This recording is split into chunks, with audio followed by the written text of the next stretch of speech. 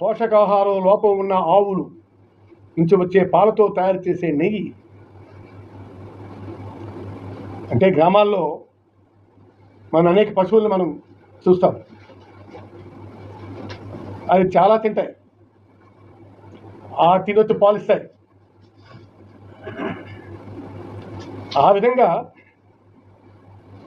ఆవుల నుంచి వచ్చే పాలతో తయారు చేసే నెయ్యి వల్ల, అలాగే ఆవాలు, అవిసెలు, పామాయిల్ లాంటి వెజిటబుల్ ఆయిల్స్ వ్యర్థాలు ఆహారంగా ఇచ్చే ఆవుల నుంచి వచ్చే పాలతో తయారు చేసినటువంటి నెయ్యి